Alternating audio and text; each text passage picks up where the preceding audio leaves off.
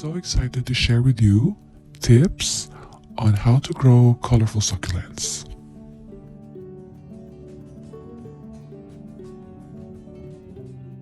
In order to grow colorful succulents, you need to stress them out.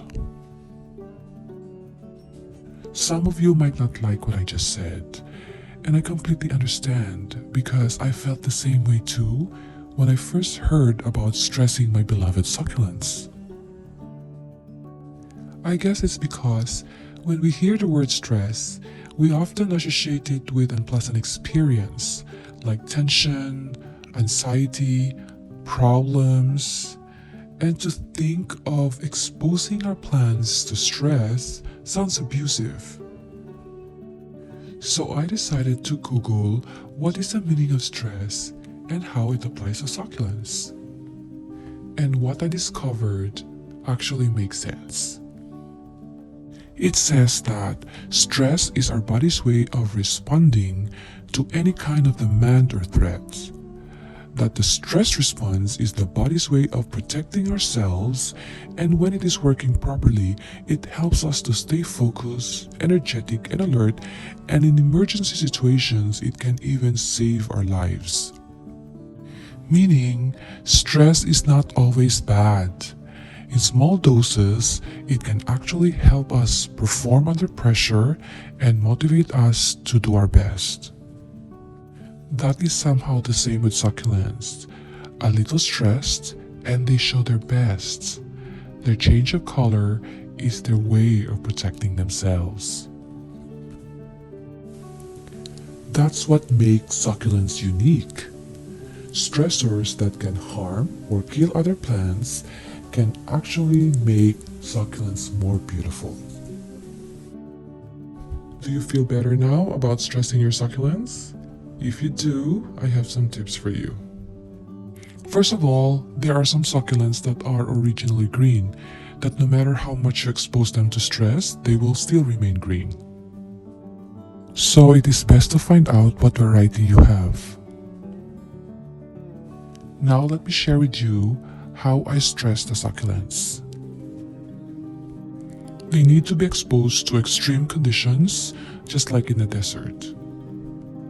Infertile soil, drought, prolonged exposure to sun, and even cold temperatures at night. First is the soil.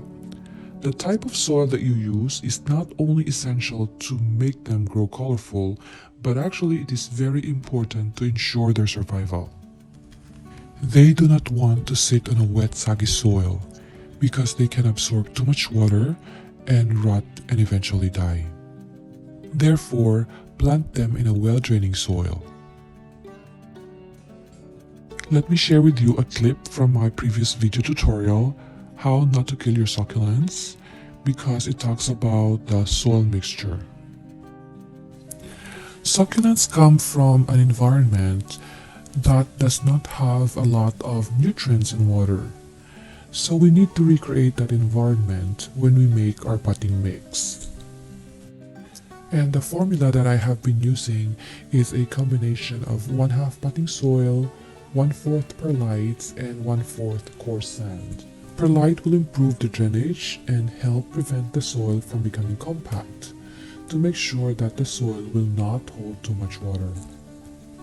The coarse sand will also improve the drainage of the soil and prevent it from becoming compact, but also it will mimic the kind of sandy and rocky soil where the succulents naturally grow. And the potting soil will provide essential nutrients that they need in order to grow well. With this kind of mixture, we somehow mimic the environment that they used to grow, but at the same time, we provide them the nutrients that they need in order to be healthy. Next is your watering technique.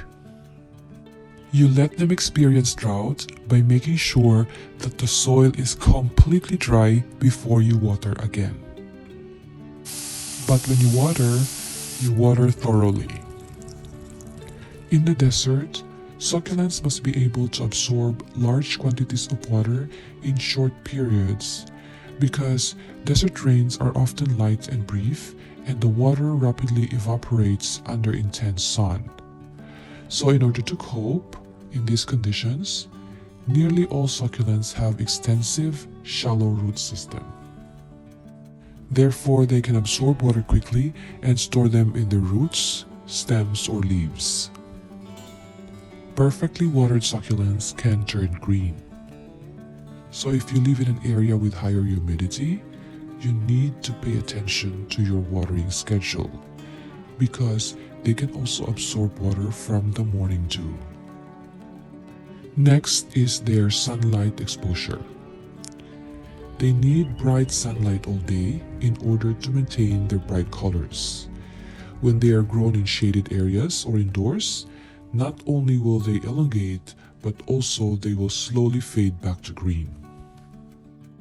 Have you heard of anthocyanins? They are plant pigments which give our fruits and vegetables their deep red, purple, or blue colors.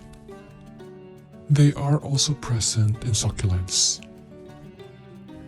When succulents are exposed to sun or extreme temperature, their anthocyanin levels are at higher concentration, and it acts as an antioxidant that protects the plants against overexposure to ultraviolet lights and extreme temperatures. Their change of color is part of their self-protection mechanism.